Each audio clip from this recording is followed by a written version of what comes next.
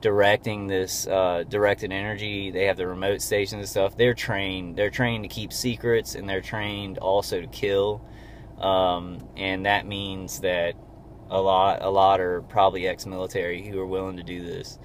I know mine are. He's gotten a lot of his friends who are ex-military, so just by that fact of me being attacked by them and not knowing them means that I guess I've picked a fight with the U.S. military, which is incredibly ridiculous, because I think we need the U.S. military. I think that this is going to fuck us, because people aren't going to trust the people that we need to trust, and I think our soldiers are once again being fucked over.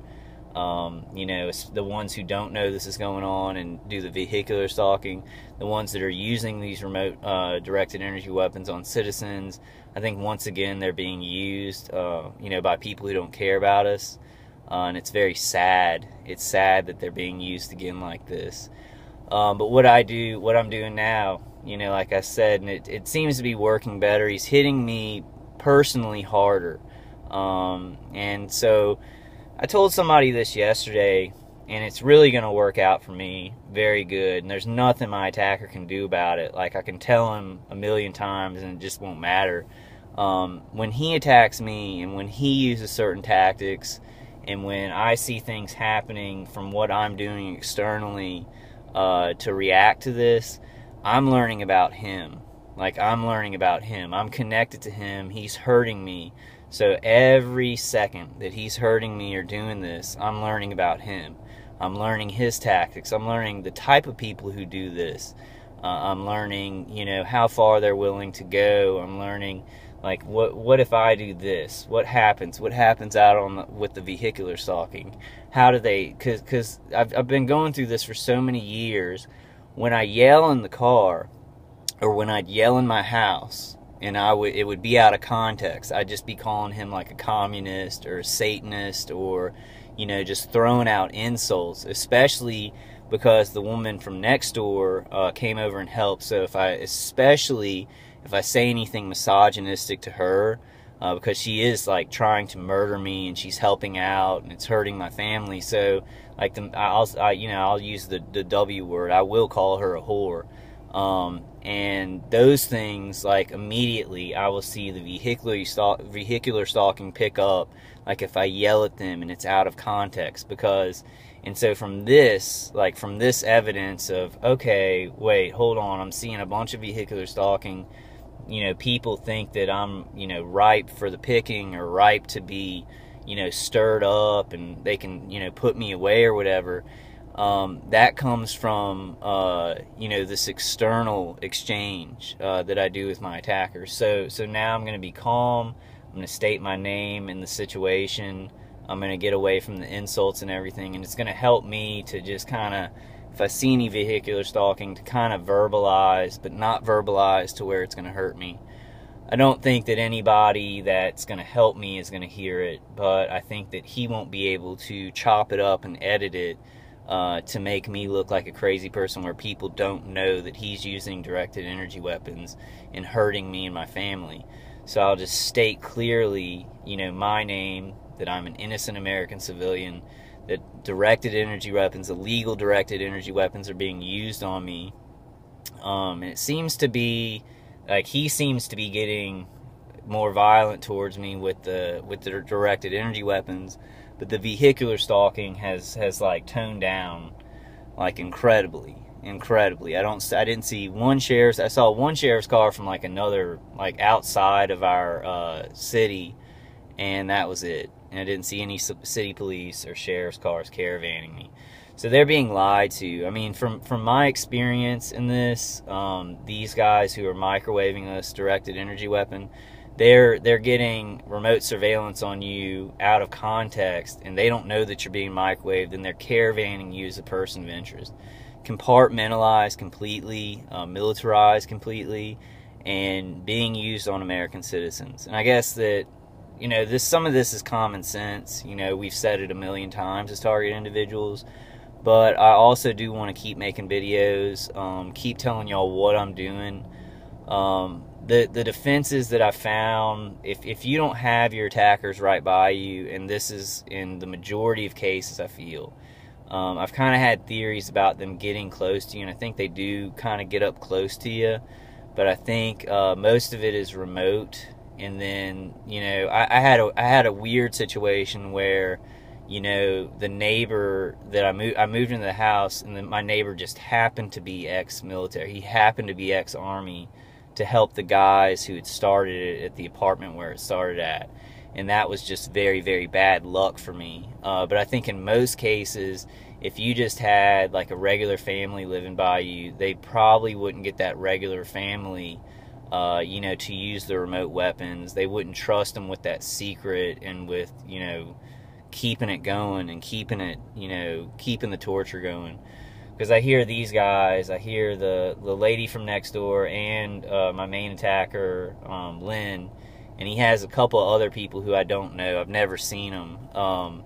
But, you know, they're always saying they're tired and they want to finish it, you know. So killing me is like the completion of a mission, insanity, delusion from these people. And, you know, I'm not doing too bad, but when you're sleeping and you're unguarded for the whole night, it's like you wake up and the whole side, like, it's just like all the muscles are just, they feel like they're smashed in. And it's hard to wake up like that every morning. And I had it pretty good at the house. Like, even though, you know, I was living in an aluminum enclosure and all that stuff, I was protecting my body. Now I have more of a free life, and I live in a better space that isn't totally illuminized and, you know, everything like that. But it isn't helping me physically that much, which has hurt my emotional status. Because when you're buffering this stuff out, you have a lot more control. You have a lot more control of your emotions and your anger. Actually, I'm going to go ahead and nerd out again. It was so funny. Like, I've been just watching Star Trek, the show, and Data, there's this episode where Data, he like gets angry because like he's fighting a Borg, and the Borg actually puts his life in jeopardy. And he feels a sense of anger because his like life is in danger. He's in jeopardy. So he's more angry. He's like, stop it. And it was so funny. I laughed because that's what I kind of want to do to these people. He's like holding this guy's arm and he's like, stop it. And the guy's trying to kill him. He's just like, stop it with no emotion. And then the guy actually has enough strength to where he can hurt Data, and then Data gets very angry. He's like, stop it, and he like throws him down. And that's what happens to us when we're in jeopardy. And we're not like Data or anything like that, but it's just a metaphor. When you're in jeopardy and you're being very hurt and you're being killed, like, and your body is, you know, our body is being cooked. You know, you're gonna have more dramatic reactions to this. You're gonna get more angry. So defense isn't only important because it's protecting your body, but you can stay more focused and you can stay more in control of the situation, so that you may get a little bit angry, but you can kind of think, okay, this is what I'm going to do that's intelligent. I'm going to go ahead and state the situation. You know, instead of yelling at this guy that he's a Satan worshiper, that he, you know, he's betraying his country, or that he has no dick. I'm sorry for that. When I say bad stuff, like I say very, very, very, very bad stuff to my attackers, because I hate murderers and I hate rapists. I hate people who do this kind of stuff in the shadows, and then they're blaming us for being crazy while we're being murdered. It's incredible. I get incredibly angry. But when I'm not being hurt, when I'm being hurt less, I can control it, and I can be like, okay, well, this guy's going to do that, then I'm going to do this. Like, I'm going to learn about him, and I'm going to say smart stuff instead. Like, if somebody does hear it, or if he's trying to edit this stuff up, then he won't be able to edit it up as easy. And I know that that's a fact, because I will respond, and I know that some of the things, if you took them out of context, that I say to my attacker, you know, people could just be like, oh, he's crazy and he's yelling at nobody.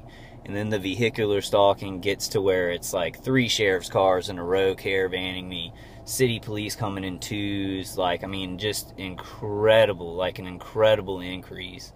And I've just seen this many times. So it's like something that the frequency of how it happens, I'm sure that there is definitely, well, that's an obvious thing to us. There is surveillance on us, but how they use this surveillance, we need to start thinking about. Because people who see some of this surveillance don't know about the microwave stuff. They think, this citizen's being watched. Look, they're talking to themselves. They're yelling at nobody. Obviously, they need to be watched. Then the vehicular stalking. So it's compartmentalized like that. But I'm going to keep on the just stating, you know, the facts of what's happening instead of yelling at my attackers. I'm interested because I talk to target individuals and they say how their attackers tell them to do things. Some of them actually do stuff that their attackers say, and I don't understand that, but like, I guess I'm not in their situation. Their attackers talk directly to them. My attackers have stayed away from that. So I'm interested in my profile, like, because we all have different profiles and they all kind of deal with us differently, like what your personality is, what you kind of care about. They'll use that and twist it. But it's interesting that they've never, because I am a Christian, you know, I believe in God. It's interesting that they've never told me to do anything or said it would stop, and they don't talk directly to me a lot. Like, I'll have some people who aren't Lynn. I think Lynn, every once in a while, he'll go, "You're crazy, bro," or something like that. Or he'll have people around who will do that. But it's only once in a blue moon. They always just talk about me. It's like, this guy's retarded. We have to do this. You know, torch him. You know, things about me. And I think they like that hands-off approach with my personality. Because if I get into it with somebody, I'll win an argument. Like, I'm winning this argument. These people are murderers. They can't just murder American citizens who haven't done anything. We're all winning this argument. The problem with terrorism is that terrorism isn't an argument. These people are just murdering. They've got the power to hurt people and not get caught. So there is no argument. They'll call you crazy. You can't win an argument with them because they're just like, well, we can really hurt you really bad. So that's the end.